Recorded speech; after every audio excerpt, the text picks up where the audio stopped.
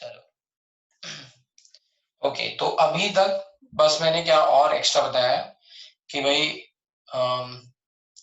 Selective versus reactive बताया, कहाँ ज्यादा सेलेक्टिव है कहाँ ज्यादा रिएक्टिव है, राइट।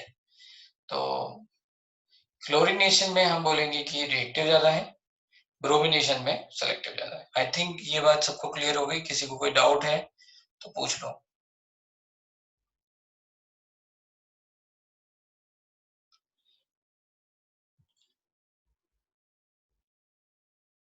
चलो फिर आई थिंक ये बात क्लियर हो गई। तो अब चलते हैं नेक्स्ट। ये बस सबसे इंपॉर्टेंट रिएक्शन थी एल्केन की। अब जो बाकी रिएक्शन है वो फ्री रेडिकल मैकेनिज्म पे ही है, लेकिन वो इतनी इंपॉर्टेंट नहीं है, ठीक है। क्योंकि एल्कीन में हमने आपको पहले ही बता दिया कि कोई आयनिक मैकेनिज्म होगी नहीं, पोलर कंपाउंड तो है नहीं, राइट। तो इसलिए यहाँ पे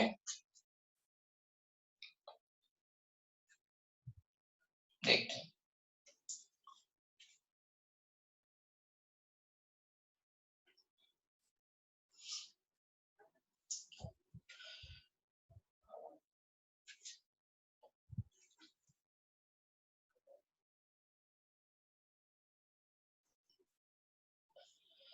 तो जैसे मैंने आपको पहले बताया था कि अगर हम एलपीजी के बारे में मैंने बताया था कि एलपीजी जो है ना वो C3C4 जनरली उसका कांस्टेंट होगा। तो जो एल्केन है उनका मेन यूज क्या है, एल्केन अगर हम देखें एल्केन का, तो एल्केन आर यूज एज, है ना, फ्यूल की तरह यूज कर रहे हैं हम, राइट। तो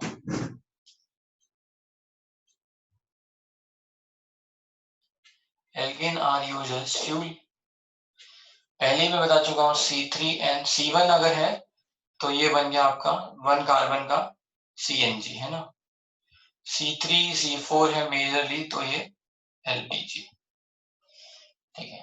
फिर यहाँ पे C5 से लेके अगर C9 तक अगर हम देखें तो मतलब ये अप्रोक्सीमेट है, ऐसा मतलब फिक्स नहीं है कि ये ऐसा ही होगा। तो इसको बोलते हैं गैसोलीन, और ये हो गया पेट्रोल। फिर आपका C10 से C13 के आसपास ये आपका डीजल, तो हैवियर होता जा रहा है, ठीक है।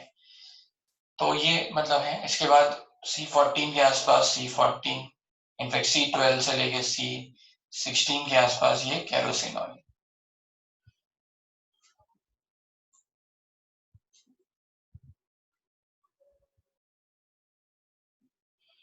कैरोसिन ऑयल, ठीक है, ये है। तो अभी हम बात करेंगे यहाँ पे कि हम अगर है बड़े हमें मिल रहे हैं, ये कैरोसिन भी रब कर दो, इसके बारे में मैं बहुत ज्यादा श्योर नहीं हूँ, ठीक है, लेकिन ये ठीक है। तो अगर हम देखेंगे ये हमें बहुत ज्यादा यूज होता है पेट्रोल, है, इसके बारे में थोड़ा समझेंगे एल्कीन में। तो अगर मान लो कहीं पे बहुत ज्यादा मतलब बिगर हाइड्रोकार्बन है, बड़े बड़े जिनके स्ट्रक्चर बड़े बड़े हैं, तो हम क्या करते हैं उन स्ट्रक्चर्स को, बड़े बिगर हाइड्रोकार्बन को तोड़ के छोटा बनाते हैं, ठीक है। और उस जो भी हाइड्रोकार्बन टूटने के बाद है वो हमारा इस रेंज में आ जाएगा जिसको हम बहुत ज्यादा यूज करते हैं। तो अगर एलपीजी की रेंज में आए तो एलपीजी, गैसोलीन, पेट्रोल, ऐसे। तो जो बहुत बड़े बड़े हाइड्रोकार्बन हैं, तो हर रिफाइनरी में ये प्रोसेस होती है। कौन कौन सी प्रोसेस होती है ना। तो 3 प्रोसेस हैं। एक है जिसको बोलते हैं आइसोमराइजेशन रिएक्शन, ठीक है। और एक है जिसको बोलते हैं पायरोलिसिस, ब्रेकिंग ऑफ हाइड्रोकार्बन। और एक है एरोमेटाइजेशन रिएक्शन। ये 3 रिएक्शन होती हैं to enhance and improve the quality of fuel. तो इसके बारे में थोड़ा समझ रहे हैं तो समझते हैं।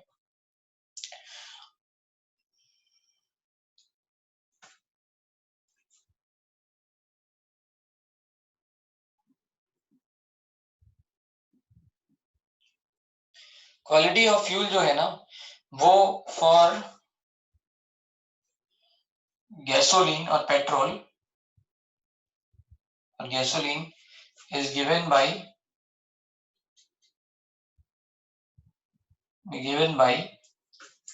octane number,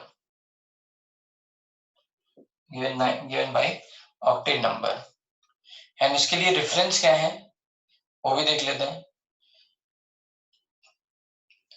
एन हेप्टेन है ना, एन हेप्टेन मतलब linear is having octane number is equals to 0 and isooctane that is branched is having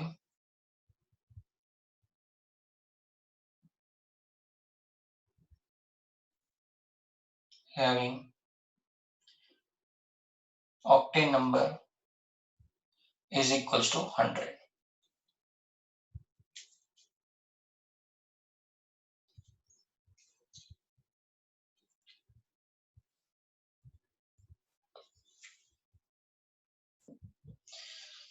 ठीक है, फिर से मैं लिख रहा हूं, रेफरेंस है यहाँ पे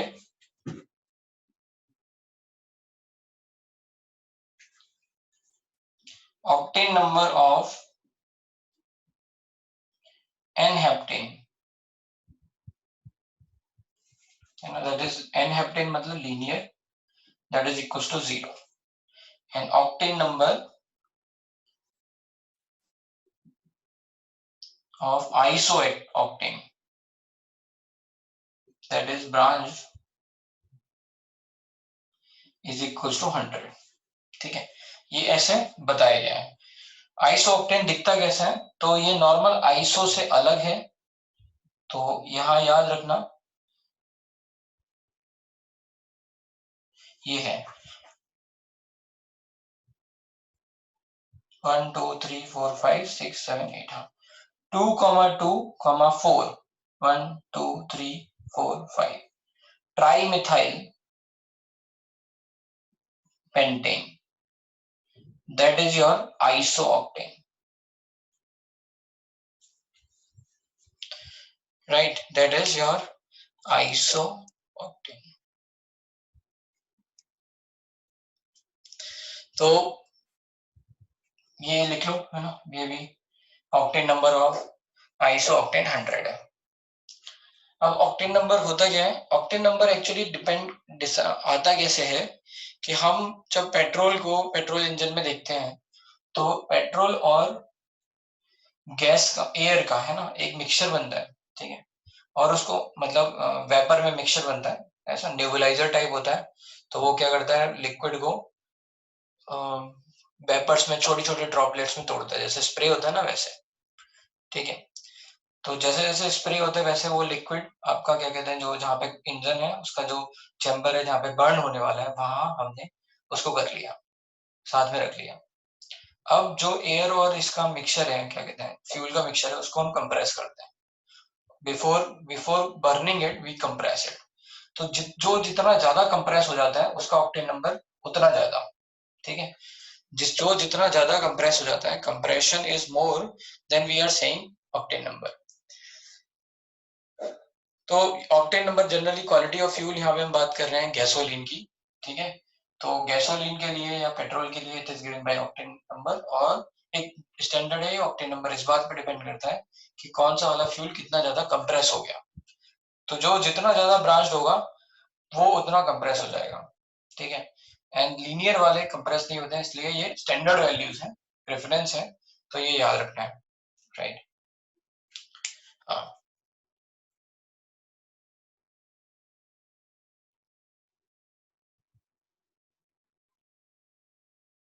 बोलो मितेश। सर वो जो आपने ऊपर लिखा है ना वो सारे C10 C13 वो सब हम्म, पेट्रोल के लिए क्या लिखा है C5 से C9। C5 से C9। हाँ,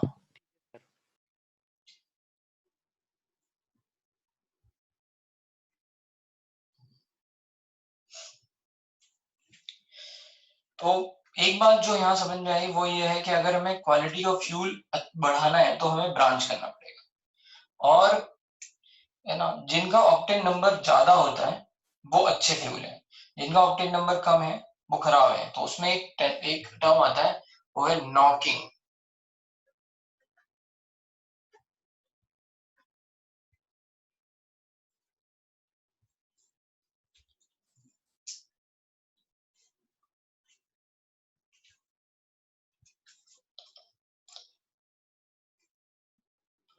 टर्म है नॉकिंग। नॉकिंग का मतलब क्या होता है कि when fuel is burning it is making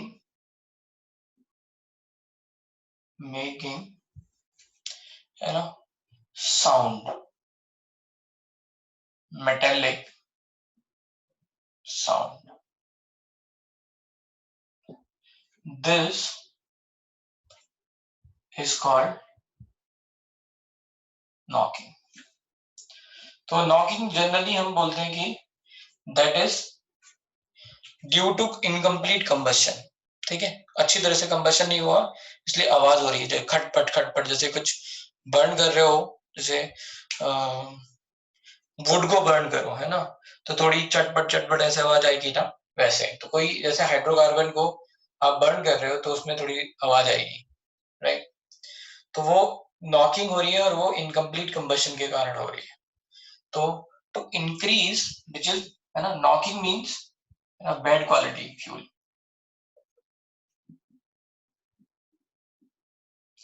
knocking represents bad quality fuel.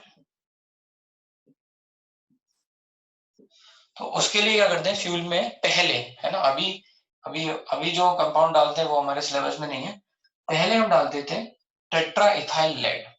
तो उसमें एक टर्म आता है एंटी नॉकिंग एजेंट, और उसका नाम था टेट्रा इथाइल लेड। अगर देखेंगे तो ये क्या हो गया, PbC2H5 और तो इसको शॉर्ट में लिख देते TeL। ये क्या है, ऑर्गेनोमेटेलिक कंपाउंड है,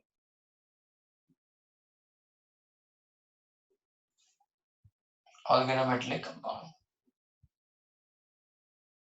और टेट्रामिथाइल लेड,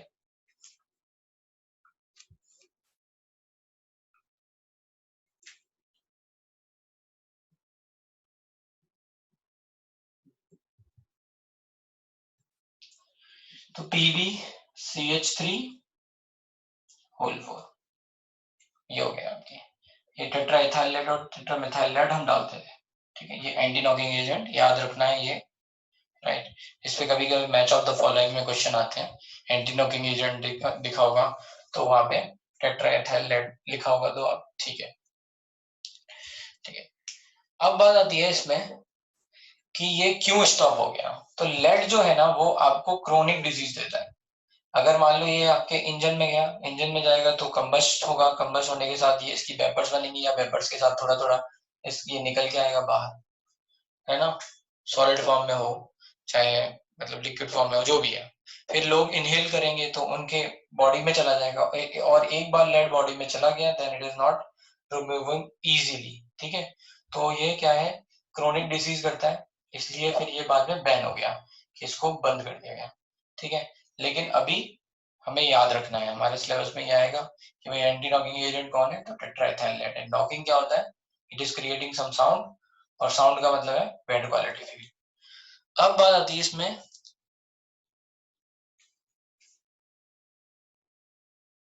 हाँ, कम सप्लाई के कारण भी वो होता है, इनकम्प्लीट कंबशन होता है, राइट।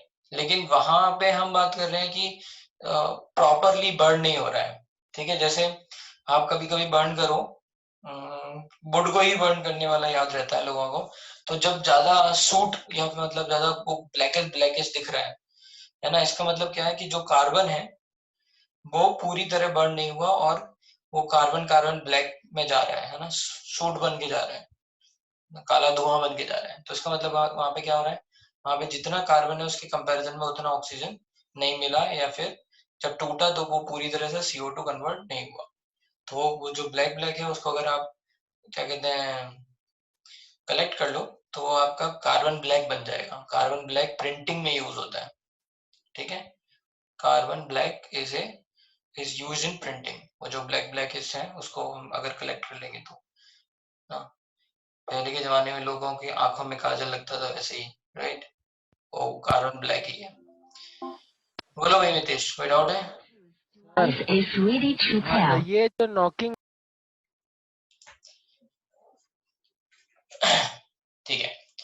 तो चलो आगे।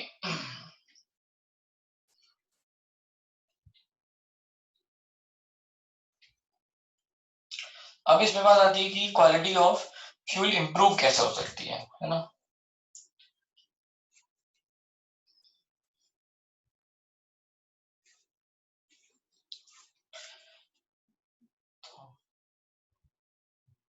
How to increase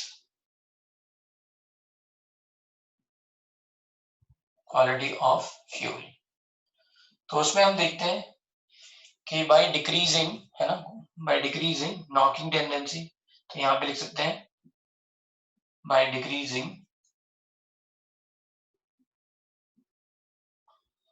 knocking property. तो यहाँ पे नॉकिंग जो है प्रॉपर्टी ऑर्डर, नॉकिंग किसकी सबसे ज्यादा होती है? तो नॉकिंग में हम बोलते हैं कि लीनियर हाइड्रोकार्बन की सबसे ज्यादा है।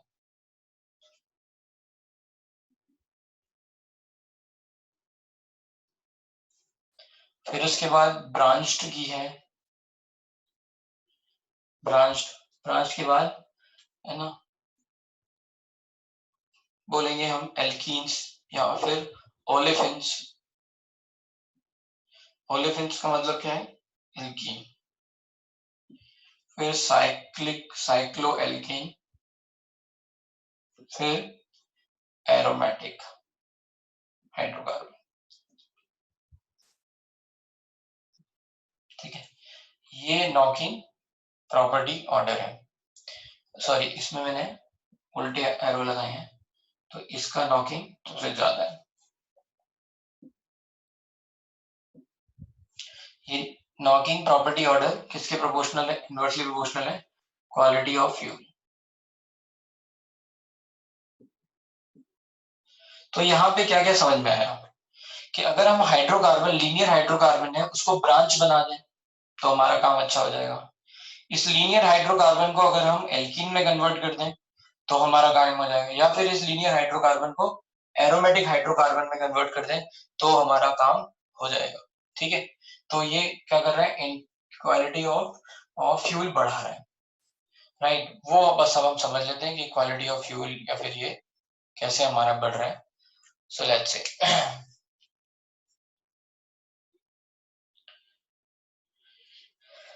तो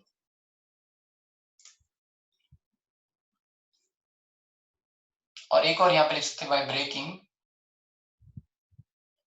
larger hydrocarbon into smaller hydrocarbon,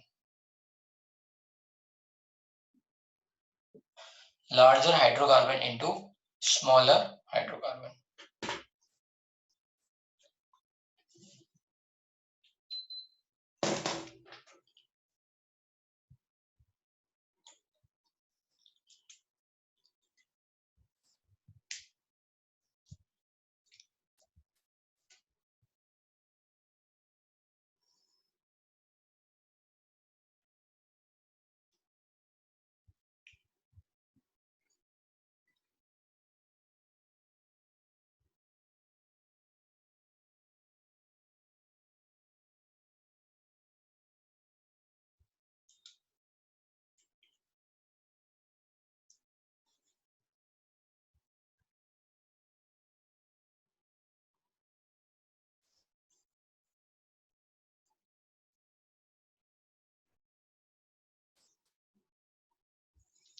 तो अब इसमें जो रिएक्शन है उसमें क्या क्या नाम है वो समझते हैं। एक पहला आता है ना, आइसोमराइजेशन रिएक्शन। अब मैं रिएक्शन बोल रहा हूँ, ये सब जो बैकग्राउंड था ये बैकग्राउंड बुक में नहीं है कहीं पे भी, दिस इज जस्ट एक्स्ट्रा। मतलब ये क्यों कर रहे हैं आइसोमराइजेशन रिएक्शन? तो ये हम इसलिए कर रहे हैं कि हम लीनियर हाइड्रोकार्बन को ब्रांच में कन्वर्ट करते हैं। एंड यहाँ पे रिएजेंट आपको याद रखना है, reagent is AlCl3 plus HCl।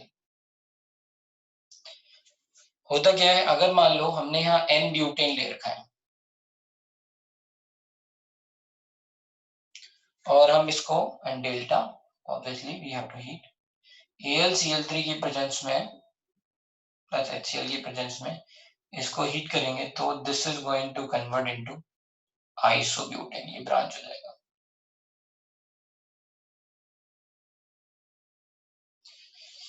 क्या होगा, ये बॉन्ड ब्रेक होगा और फिर ये यहाँ पे लग जाएगा। ये सब क्या होता है, फ्री रेडिकल मैकेनिज्म है, बाद में लिख लो इसमें मैकेनिज्म क्या फॉलो होगी, फ्री रेडिकल मैकेनिज्म।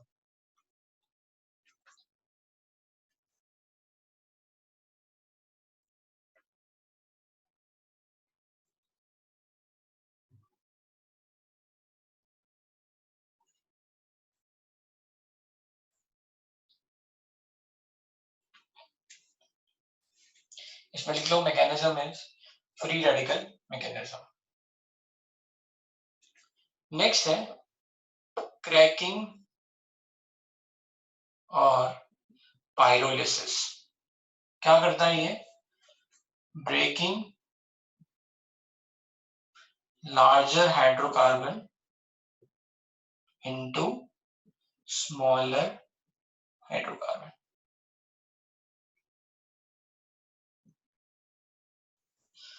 तो जैसे एक एग्जांपल है कि अगर मान लो मैंने लिखा C4H10, ठीक है, इसको मैं हीट कर रहा हूं around 500 degree Celsius and let's say जब ये हीट होगा तो ये 4 कार्बन की जो चेन है वो क्या हो सकती है, ऐसे ब्रेक हो सकती है, राइट।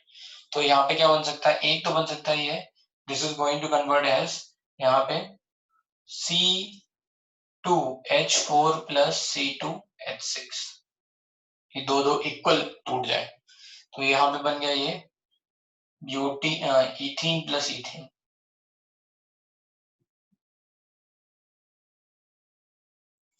एक पॉसिबिलिटी है कि ये, एक पॉसिबिलिटी ये है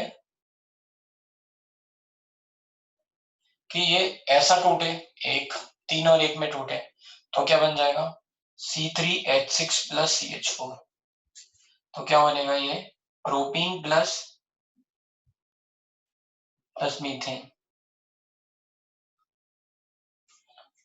और एक क्या हो सकता है कि, है ना, सारी पॉसिबिलिटी हम लिख ले रहे हैं, और एक हो सकता है कि मतलब केवल हाइड्रोजन ही निकल जाए इससे, है ना, थर्ड कि C4H8 प्लस यहाँ पे H2, तो ये क्या बन जाएगा ब्यूटीन प्लस H2। तो ये सारी पॉसिबिलिटी है, तो इस तरह से कहीं से भी ये कार्बन कार्बन बॉन्ड ब्रेक हो सकता है and according to that we will be having these product. तो इस तरह से बड़ा छोटे में कन्वर्ट हो गया।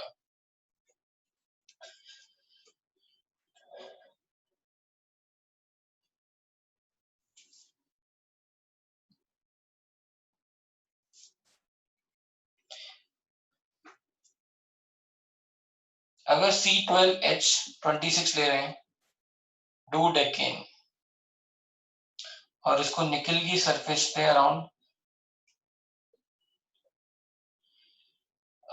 973 केल्विन, ठीक है, तो ये क्या हो रहा है, ये टूट रहा है C7H16 प्लस C5H10, तो ये बड़ा बहुत बड़ा होगा तो इसमें टूट जाएगा ये, this is going to convert into heptane and pentane. तो पायरोलिसिस का मतलब क्या है कि बाय हीटिंग बस हम ब्रेक कर रहे हैं, मैकेनिज्म फॉलोड होगी यहाँ पे free radical, free radical mechanism.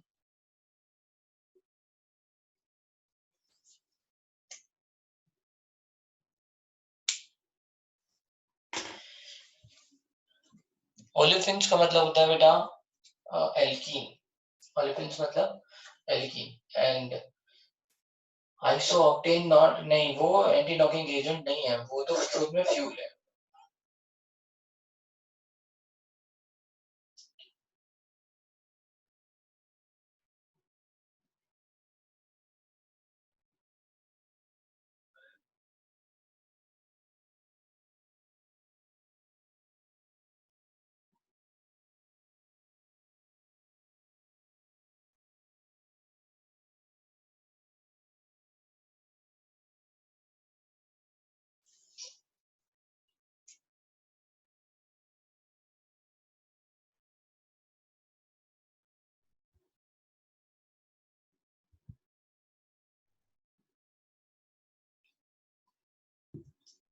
तो ये हो गया पायरोलिसिस। इसके बाद नेक्स्ट एक और जो मैंने बताया वो है एरोमेटाइजेशन।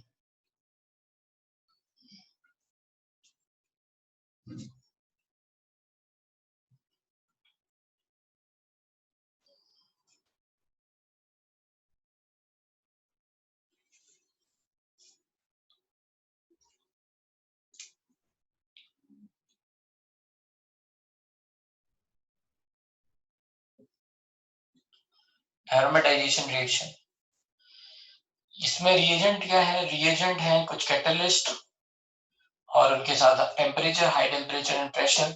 तो कैटलिस्ट क्या हो सकते हैं? दिस इज Cr2O3 या फिर V2O5 या फिर MO molybdenum oxide, these are catalyst. Plus इनमें से कुछ भी हो सकता है, मतलब टेम्परेचर जो है वो हाई रहेगा around 500 degree Celsius and pressure भी थोड़ा सा ज्यादा रहता है 10 to 20 atm ऐसा। क्या करेंगे? हीट करेंगे। किसको हीट करेंगे? लीनियर हाइड्रोकार्बन को। क्या मिलेगा? एरोमेटिक कंपाउंड मिलेगा। तो जैसे मान लो मैंने हीट किया यहाँ पे एन हेप्टेन को Cr2O3 के साथ, मान लो अराउंड 500 डिग्री सेल्सियस, तो ये क्या बन जाएगा? टोलुइन बन जाएगा। ठीक है, एन हेप्टेन का मतलब क्या हुआ? C7H16।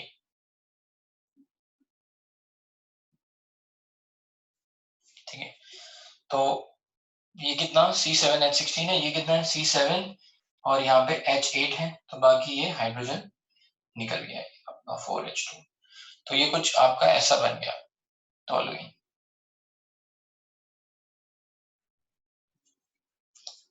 ठीक है, तो ये याद रखना है, ऐसे हम बना रहे हैं। हेक्सेन होगा तो क्या बन जाएगा? बेंजीन बन जाएगा। अगर एन हेक्सेन ले लेंगे C6H14 एन हेक्सेन, तो क्या होगा? Cr2O3 500 degree Celsius, this is going to form benzene ऐसा।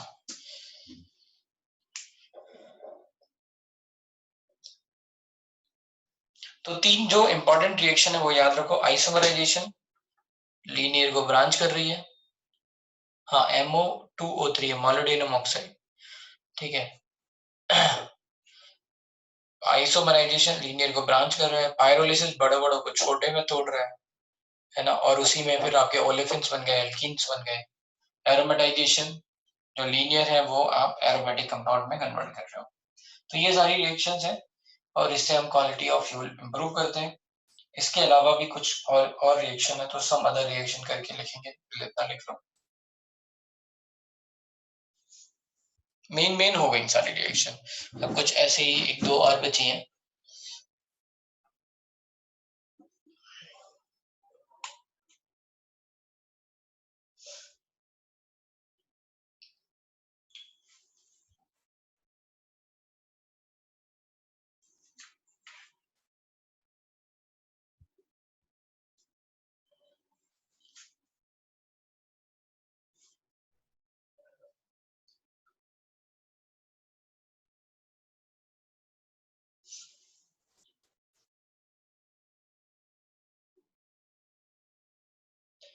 बेटा हाँ वो मेजर है, और उसको अगर हम आगे तोड़ना चाहेंगे तो आगे तोड़ लेंगे, फर्दर वो हो सकता है। टेम्परेचर और प्रेशर कंडीशन अलग अलग होती है, मतलब हर रिएक्शन में ये थोड़ा ध्यान रखना पड़ेगा कि क्या टेम्परेचर प्रेशर कंडीशन है, तो वो हमें लर्न नहीं करना है अभी, हमारे लिए इतना ही एनसीईआरटी में दे रखा है ये रिएक्शन। ठीक है, क्वेश्चन है MO2O3। MO2 जितने भी ट्रांजिशन मेटल या ऑक्साइड होते हैं ना, वो कैटलिस्ट की तरह बिहेव करते हैं, तो वहां पे हम कोई भी ले सकते हैं।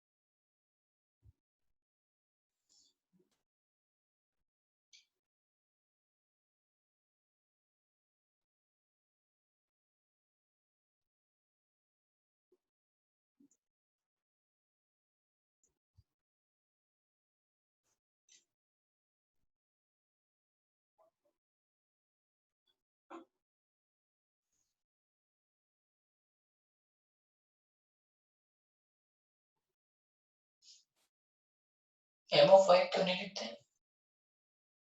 मोलिब्डेनम में बेटा, मोलिब्डेनम है MO रिप्रेजेंटेशन, ऑक्सीजन नहीं है वो। जैसे CO होता है ना कोबाल्ट में, वैसा।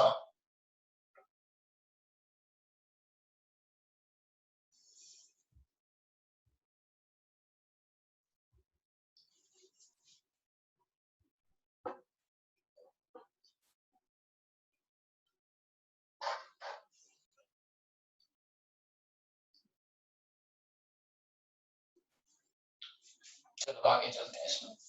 इसके बाद है इसमें ये हाइड्रोकार्बन जो हमने भी देखे, तो वो फ्यूल में यूज हो सकते हैं। And some let's reactions,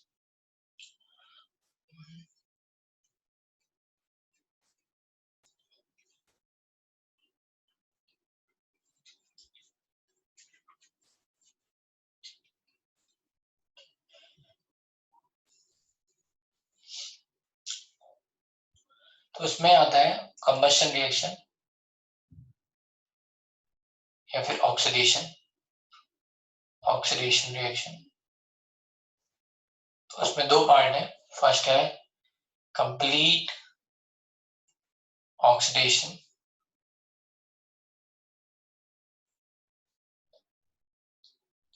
complete oxidation मतलब कंबशन रिएक्शन, हम देख चुके हैं इस बात को आगे ऑलरेडी कि यहाँ पे कंबशन रिएक्शन हो रही है, तो we are having let's say CH by plus X plus Y by 4, O2 is forming XCO2 plus Y by 2 H2।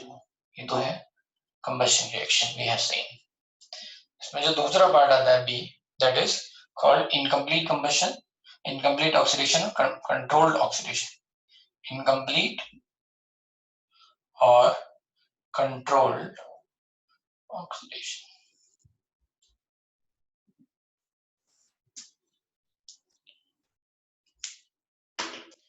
तो इसमें अलग अलग मतलब रिएक्शंस हैं।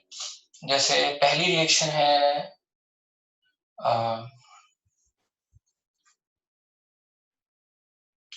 CH4 की। CH4 is reacting with oxygen, है ना, और बना रहा है यहाँ पे in presence of copper around 500 degree Celsius, और ये बन रहा है CH3OH। तो ये क्या हो गया, मेथनॉल बन गया। तो ये भी एक रिएक्शन है। मेथनॉल जो है वो, ये भी प्रिपरेशन रिएक्शन हो गई एक तरह से। CH4 can be, methane can be used in forming methanol.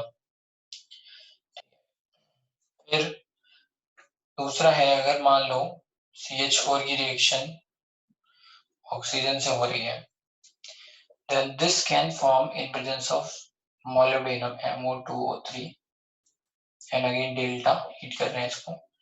This can convert into formaldehyde H, C double bond OH plus H2O। इसको बैलेंस कर लेते हैं, यहाँ पे ये हाफ है, ये O2 है, तो this is stopping here, formaldehyde बन रहा है। एंड अगर मान लो थर्ड रिएक्शन है कि we are taking let's say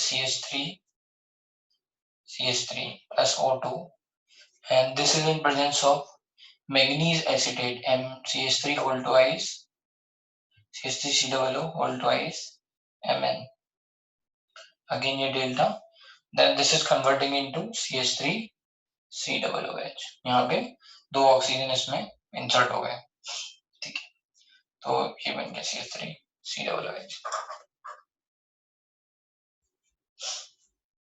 तो कितने हाइड्रोजन निकल गए, एक हाइड्रोजन निकल जाएगा, तो ये 3/2 O2 is forming H2O। तो ये अलग अलग इंडस्ट्रियल मतलब पर्पस के लिए हमें अलग अलग वो मिल रहे हैं, कंपाउंड मिल रहे हैं, राइट। ये सब यूज होते हैं, तो ये कंट्रोल्ड ऑक्सीडेशन भी यूजफुल है, which is going to lead us to formation of, है ना, जो यूजफुल कंपाउंड है वो मिल रहे हैं, methanol, formaldehyde, acid, carboxylic acid, ऐसा कुछ यूज हम कर सकते हैं। ये लिखा है CH3COOH प्लस H2।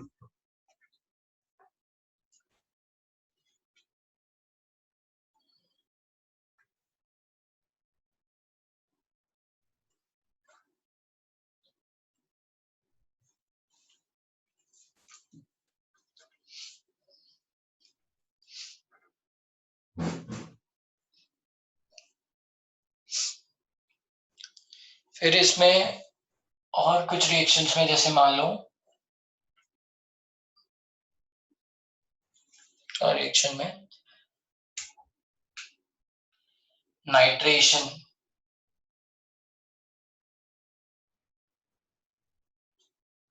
रिएक्शन, तो इसमें हमें लिखना है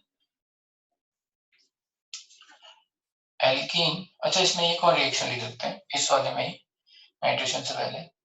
अगर कहीं पे टर्मिनल टर्मिनल कह रहा हूं, 3 डिग्री हाइड्रोजन है, 3 डिग्री हाइड्रोजन, तो KMnO4 की प्रेजेंस में रिएक्शन होके this is forming alcohol. KMnO4 से ये एक्सेप्शन है, ये बस केवल एक बार ऑक्सीजन बना के ये 3 डिग्री अल्कोहल बना सकता है, 3 डिग्री हाइड्रोजन प्रेजेंट हो, ये फोर्थ रिएक्शन हो गई कंट्रोल ऑक्सीडेशन की। फिर है इसके बाद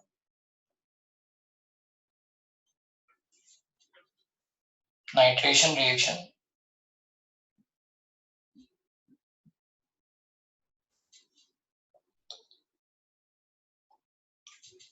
तो यहाँ पे है ये वेपर फेज में ना, alkene does not react with, generally है ना, alkene does not react with HNO3 H2SO4, ठीक है, इन solution phase, but due to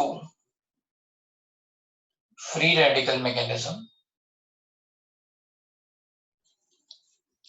या फिर free radical formation,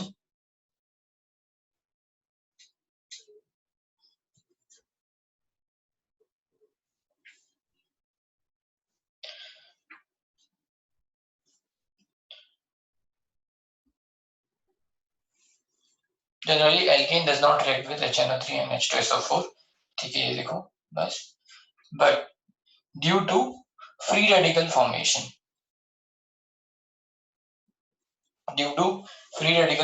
at higher temperature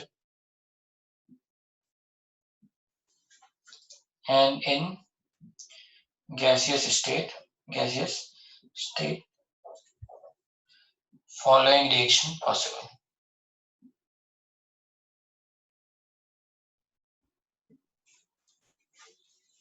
तो यहाँ पे लिखते हैं, तो इसमें है नाइट्रेशन रिएक्शन। क्या होगा, ये जो HNO3 है that is around 450 degree Celsius, ये टूट जाता है कैसे, OH फ्री रेडिकल में और NO2 फ्री रेडिकल में। और यहाँ पे जो ये RH है, ये आपके OH फ्री रेडिकल के साथ रिएक्ट करके, है ना, R फ्री रेडिकल बनाता है, and this R free radical and NO2 free radical will combine, will form RNO2।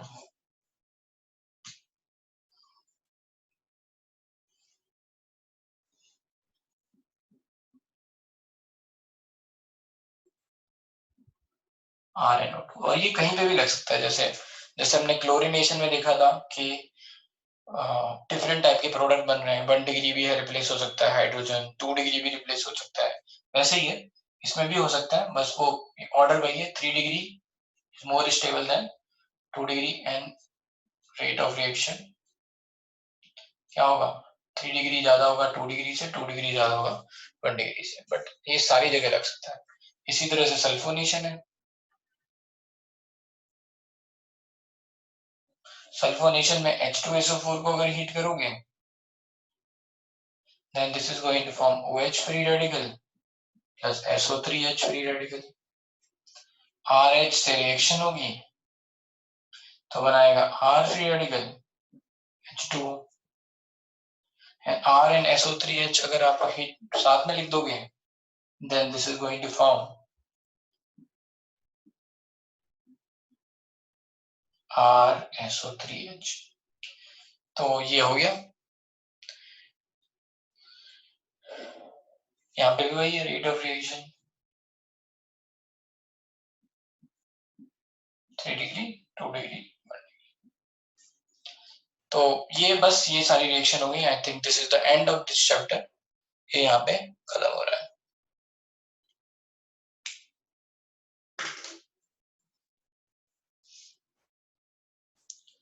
तो इन दिस चैप्टर मतलब एल्कीन पार्ट खत्म हो रहा है। इसके बाद हम एल्कीन स्टार्ट करेंगे, ठीक है। तो अब मैं आपकी एक बार बुक देख लेता हूँ, उसमें क्या है, होम असाइनमेंट कौन सा वाला है, तो आपसे अब हो जाएगा।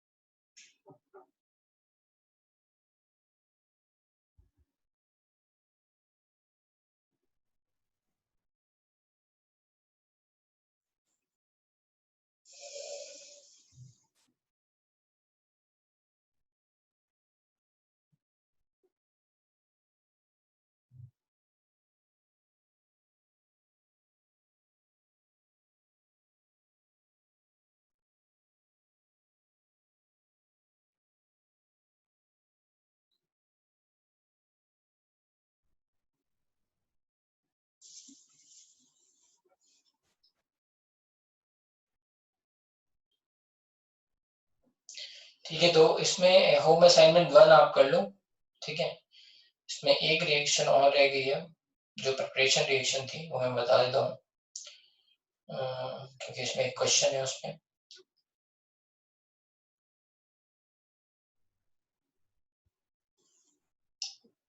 ठीक है, आपका होमवर्क है होम असाइनमेंट 1, ये आपको करना है, right.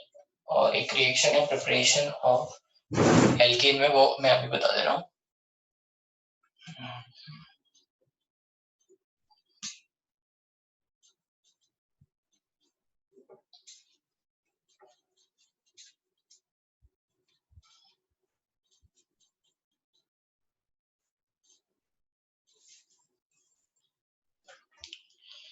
So that is reaction of Grignard reagent with acidic hydrogen। तो जैसे अगर मान लो RMgX है, मैंने बताया था RMgX is here R minus is having negative charge, delta negative, and ये डेल्टा पॉजिटिव, एंड ये एक अच्छा न्यूक्लियोफाइल है और बेस भी है। तो कहीं अगर मान लो एसिडिक हाइड्रोजन मिल जाएगा। पहले समझते हैं एसिडिक हाइड्रोजन का मतलब क्या है। एसिडिक हाइड्रोजन का मतलब ये है कि वो H प्लस की तरह निकल जाए, है ना। Hydrogen removed as H plus, leaving behind negative charge, and and if this negative charge is stable,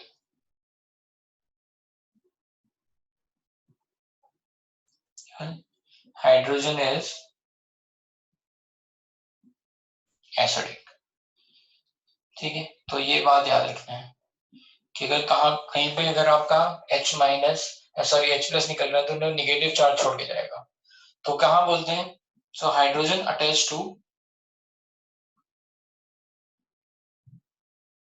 attached to more electron negative atom is called acidic hydrogen।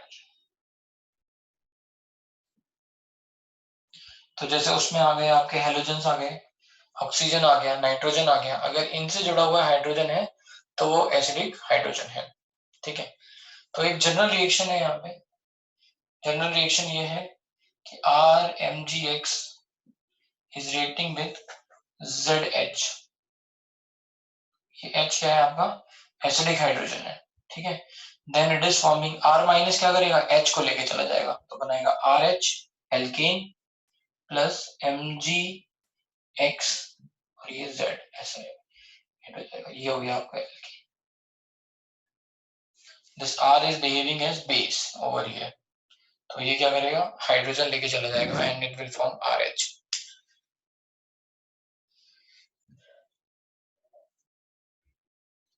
Home assignment 1 में बेटा next time discuss करते हैं या फिर अभी ये खत्म हो गया उसके बाद डिस्कस कर लेते हैं।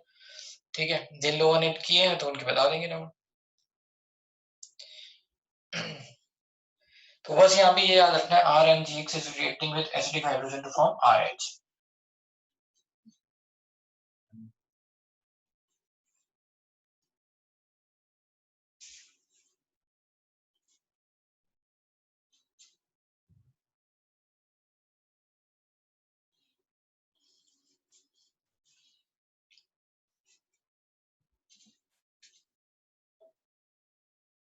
अब समझते हैं इसमें कि जैसे मान लो मैं अभी फॉर द एग्जाम्पल RMgX को लिख लेता हूँ CH3MgBr, एक जनरल, और इसकी रिएक्शन में करा दूं पहले किसी HX से, क्या मिलेगा, CH4। ठीक है, ये वाले प्रोडक्ट खुद लिख लेना MgXBr। ठीक है, कहीं पे अगर इसकी रिएक्शन करा दूं H2O से तो क्या मिलेगा, CH4। यहाँ पे क्या होगा, MgXOH MgBr। अगर मैं इसकी रिएक्शन करा दूं ROH से किसी अल्कोहल से तो क्या मिलेगा, CH4 प्लस MgBrOR, ऐसे आप लिख देना।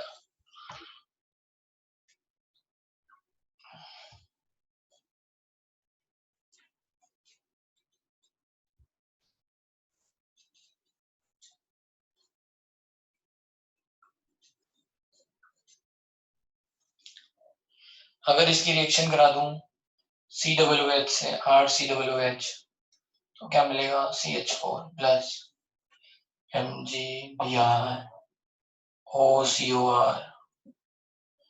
ठीक है, ऐसे इसकी रिएक्शन में करा दूं NH3 से तो क्या मिलेगा, CH4 प्लस MgBrNH2।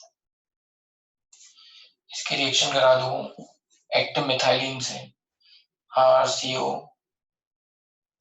है ना, CH2COR, इसको बोलते हैं एक्टिव मिथाइलिन। मैंने आपको बताया है इसमें कि टॉटोमेरिज्म के टाइम पे कि यहाँ से H प्लस निकलना आसान होता है, बेस जो है यहाँ से H प्लस ले जाएगा तो यहाँ से हाइड्रोजन ले जाएगा, तो ये क्या बन जाएगा, CH4 प्लस MgBr CH, ये COR,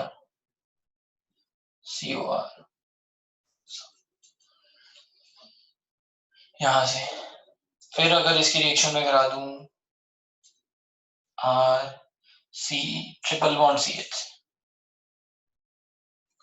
तो क्या हो जाएगा CH4 plus MgBr C triple bond CR, मतलब जो बचेगा वो बस आप लगाते जाओ उधर, ठीक है। ऐसे सब में जिन जिन में एसिडिक हाइड्रोजन होगा, है ना, उनमें हम क्या करेंगे, बस एक हाइड्रोजन लेते जाएंगे। अगर यहाँ CH3 की जगह लिखा होता बेंजीन, है ना, C6H5, तो यहाँ पे क्या होता, C6H5 होता, तो ये हाइड्रोजन लेके बेंजीन बना देता। तो अलग अलग ये रिएक्शन बहुत यूजफुल है, जिस तरह का हाइड्रोकार्बन चाहिए वो प्रोडक्ट बन जाएगा। और ये मैंने आपको बताया ये बनता कैसे है, CH3MgBr, ये भी बताया मैंने कि CH3Br की रिएक्शन अगर Mg ईथर से हो रही होगी, ये मैं बता चुका हूँ ग्रिग्नार्ड रिएजेंट कैसे बनेगा, तो ये CH3MgBr बनेगा, ठीक है। तो एल्काइल हैलाइड से ग्रिग्नार्ड रिएजेंट, ग्रिग्नार्ड रिएजेंट से एल्केन।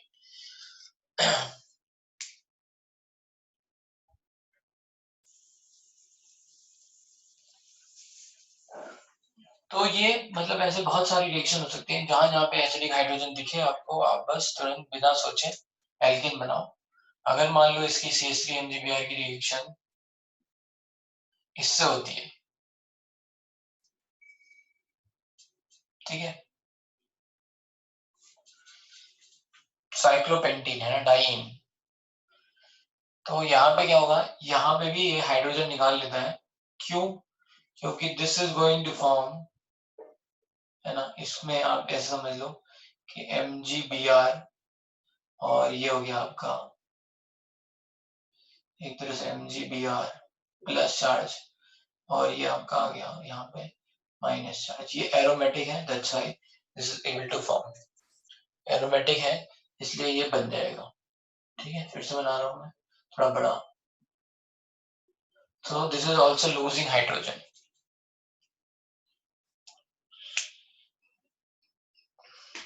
तो आई थिंक ये रिएक्शंस है जहाँ पे हाइड्रोकार्बन बन रहा है, ठीक है, जो भी आप R ग्रुप लोगे वही RH बन जाएगा।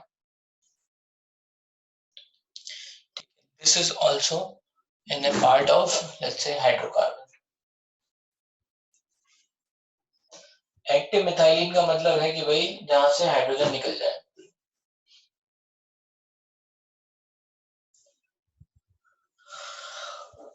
ठीक है। तो एल्कीन चैप्टर कंप्लीट हो गया। अब भाई बताओ जिसको कोई डाउट है तो कर लेते हैं। हाँ, आगे आगे नहीं पढ़ा रहे हैं अभी, डाउट डिस्कस कर लेते हैं।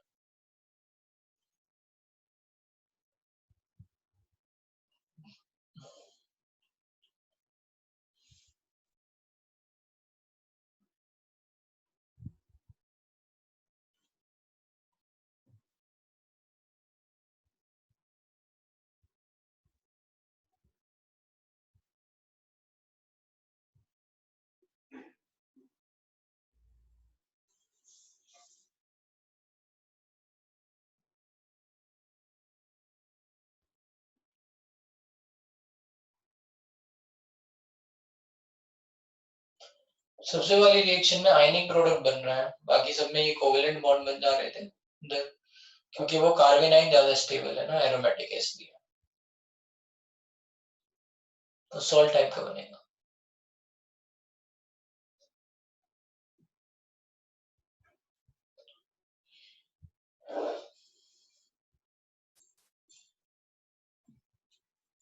CH4 है सबसे वाली ऊपर रिएक्शन में, CH4 plus MgBr plus salt है ना, जैसे Na प्लस X माइनस, तो यहाँ Mg प्लस है, Br है, और बाकी जो ये है पार्ट वो कार्बेनाइन की तरह है।